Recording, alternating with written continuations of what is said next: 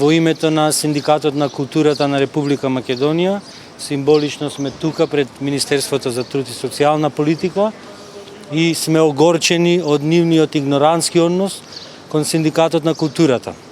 Имено сите синдикални организации од различни институции од културата, кои што имаат поднесено уредна документација за регистрација на синдикалните организации, намерно е бойкотирана, намерно е скршен законот и уставот, законскиот рок од 30 дена е пробиен, значи буквално за секоја синдикална организација се потребни 5, 6 до 7 месеци на барање наше како синдикат до управниот инспекторат како единица за да се забрзе целата процедура и да се проследат документите во Централниот регистар.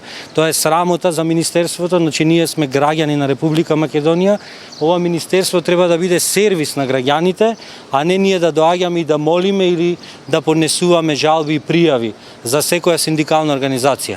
Меѓутоа, како синдикат сме свесни дека оваа процедура е намерно направена во координација помеѓу двете министерства, Министерството за култура и Министерството за труд и социјална политика, бидејќи на Министерството за култура очигледно им треба еден полтронски синдикат како што е СОНК, синдикат кој што клима со главата на секое законско решение, на сите законски регулативи кои што се носат на штета, буквално на сите вработени во културата, носители на дејност и на административно-технички персонал.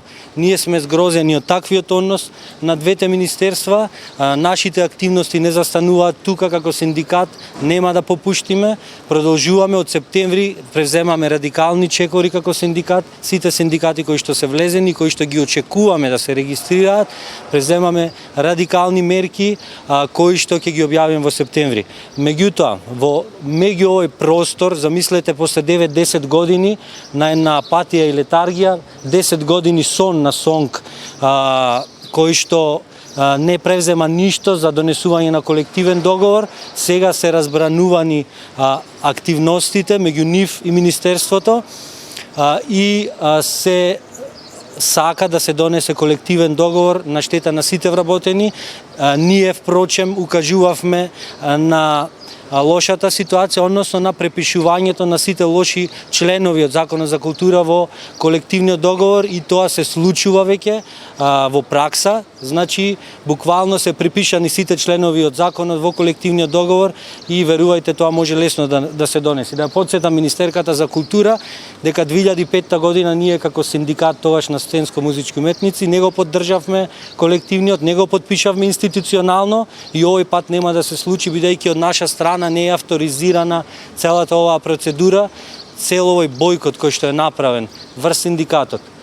И упатувам еден апел до неа, бидејќи ова се прави само да се направи еден раздор до сите вработени во културата, да се направи една мамка каде што се укажува на одредена корекција во платите, меѓутоа еве цела јавност и до сите вработени во културата да им укажам дека на крај на колективниот стои дека сите тие обврски ќе бидат на грб на вработените, меѓутоа финансиски импликации нема да има бидејќи нема пари државата.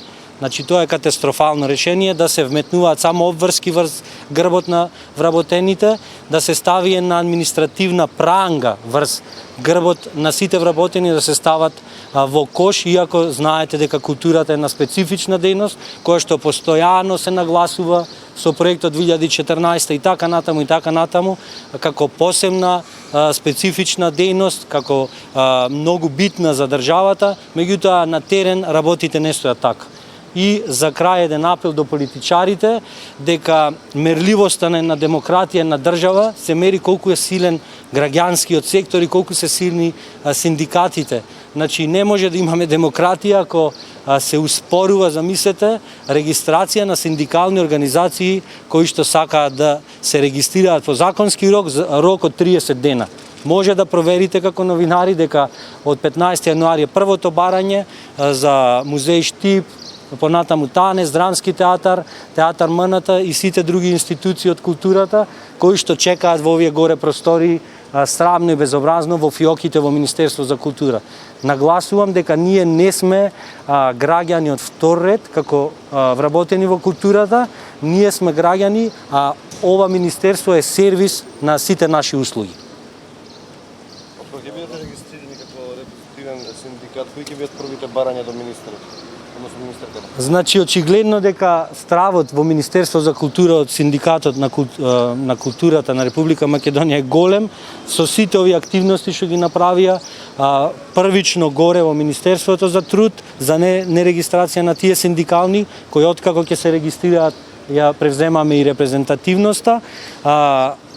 Целата наша работа е да се сруши тој закон, кој што упорно кажуваме, направен е аматерски, во една канцеларија од 3 државни службеници и тврдиме дека тоа е на штета на сите.